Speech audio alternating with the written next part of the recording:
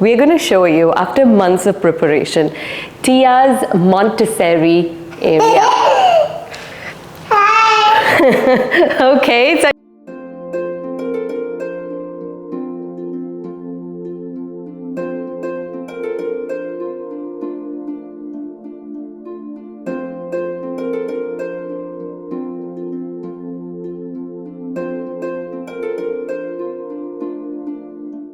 are you guys ready for the final reveal? Yeah! Yes! Okay, come. So, here we go. Ready? 1, 2, 3. Ready! First is the specific area that is dedicated for Tia to wear her shoes. One of the things about the Montessori technique is that everything has to be at child's height level. So now you see, for Tia now, Tia, isn't it easy for you to pick your shoes? Okay, so here.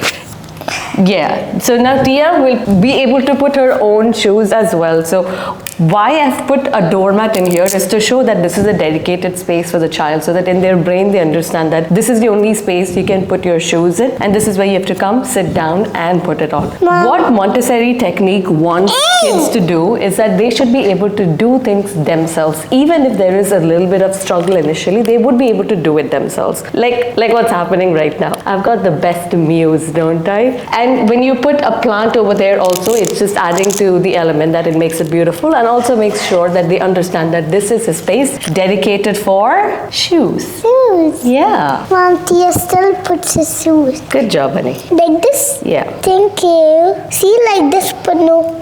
Now, oops, my foot is a little out.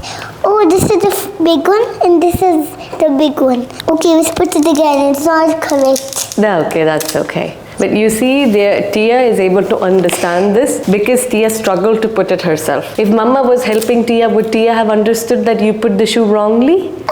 I want to do it by my own. I really had to do it by my own. Of course. If you help me, I will understand that I don't know how to put my shoes. Okay. Guys, I'm putting my shoe by my own. You put your own shoes, go everywhere for things for you to go.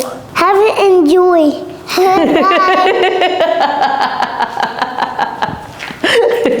Perfect. Perfect. Now come here, walk around. Now can you show them where you can hang this? So this is another one of the shelves that we bought, and it is called Solgul wall shelf. So this is the Solgul wall shelf, and the best part about this wall shelf is that it has got these black pegs. You see, those are the black pegs, and you can hang these things. Now, there's a special place for Tia to hang her school bag, the book bag, her hat, name tag. And we also have Tia's dressing, her comb. And I have a cup. Yes, this Something cup, is empty. it is empty. What is the best part about the cup? Show your photo in the cup. I also have deer. Look, it looks the same. It's the same, and that is Tia's class photograph. Can you stop for a minute? Yes. All right. See, this is Dami, this is Salim, this is Naya, this is Zayed, this is Robert, and this is Damit. Who is this? Naya, Kwahish. No! Okay. Solis! Swalish. Solis! Solish. No, Solis. Swalish, okay. No, No. Solis. Salish. Solis. Sar. See, Sar. Sar. Lis. Lis. Oh my goodness. That's right. Oops.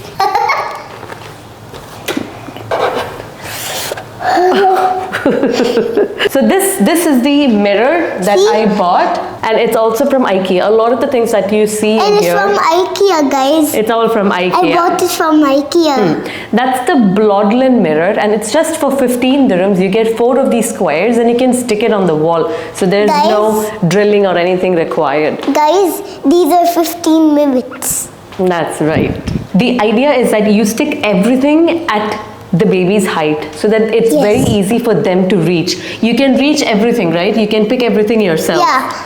And also, guys, thank you for watching our video. Will you Will you go there now for the ambulance play with? This is the Sandvik's table and the Sandvik's chair. You buy them separate. And Sandvik ambulance. Sandvik ambulance.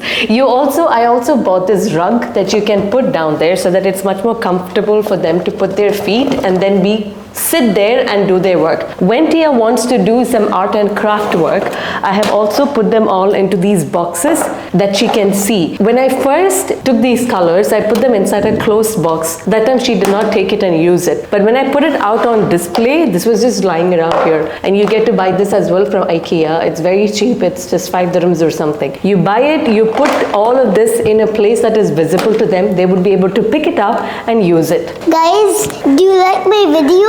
And look, guys, my dustbin has eyes. Look here, panda and ears and nose. Yeah. It looks so funny, guys. Next is the circus tent from IKEA. I bought this tent so that Tia will have some space of her own so that she can sit and read books if she wants to play or even cuddle inside the tent when she wants to. Follow me, guys. Come inside the tent. A comfy pillow to rest. You can rest like this. Okay. Or actually, if you want to turn around, you sleep like this. A cozy bed, guys. Next is the area where she sits down to play. So this is where Tia would sit down to play with all of her toys and also read her books. This is a reading corner and her playing nook. This, what you see down here, it's the rug. It's the Stadstill rug, again from IKEA. It's quite nice because it doesn't feel like you're sitting on the floor. It makes it comfortable for them and cozy for them as well. Bookshelf. This is a picture shelf and it's called the Masalanda picture shelf. I bought this. It's 15 dirhams.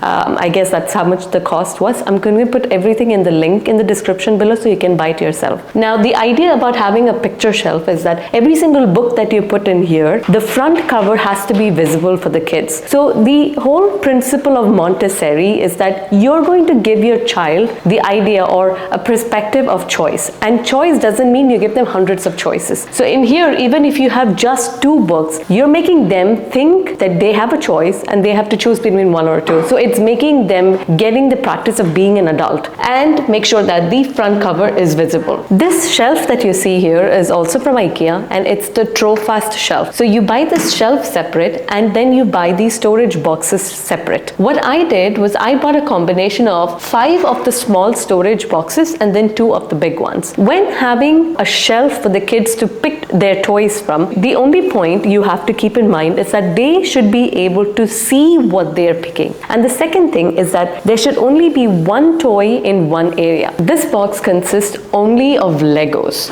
If I open the next one, so she can either open it and pick it up like that, or she can pull it out all completely here, put it on this rug and then play with it. She's finished using the toys, she can put it all back in. This one is only for Jenga. A whole bunch of plug cards that she can use. A train track that I got from IKEA as well. This is where we put her art and craft. So this is all of these blank papers that I've put. These are just a bunch of balls and toys and stuff. It says miscellaneous. I'm not sure which box to put it in, so I put them all in here. And that's why I bought these big ones in here, because in case I come across some toys where I'm not able to assort them and put it into the right boxes, I can just put it all in here. And almost every week I throw away a lot of toys. So every time you have a toy, you put them in a specific area, like in a specific storage box, or you could also put them in trays like this. So they would be able to pick it up, play with it and put it back in here. So in this way, they are also learning to clean up after they use everything and put it back in the right spaces. One of the things I want you to keep in mind is that just because you decided to have a Montessori play area or a Montessori nook,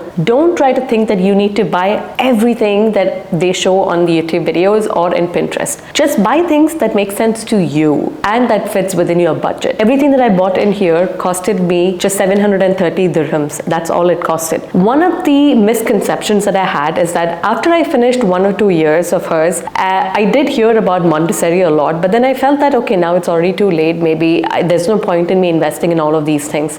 But then when I saw my friends all having these spaces for their kids, I realized I decided to just give it a shot. And I did at the age of 3.5 years old. I created her space. And I was shocked when the next day, Tia was spending time on her own in here, playing with her toys, picking toys, putting them back, taking the next set of toys and playing with it on her own. Until then, every single time she had to play, she would call either me or her nanny to sit with her and then play. She would never play on her own. I never had a space for her. I never had a reading nook for her. I would just dump all of her toys into one box and then she had to pick it up from there. It was not easy for her to carry it as well. And then once she was done playing, she would never put it back into the box as well because the box couldn't even fit everything. It was just one dump yard where you would put all of the toys in. With that, we have come to the end of this video. I hope this video has been helpful for you, and if you are going to make a change in your kids' life, setting up a Montessori space for them, I highly recommend you do that. Do let me know if there's any better ideas that you have when it comes to setting up your child's space so that others can also get to know how it could be done. Thank you so much for watching. I will see you again in the next video.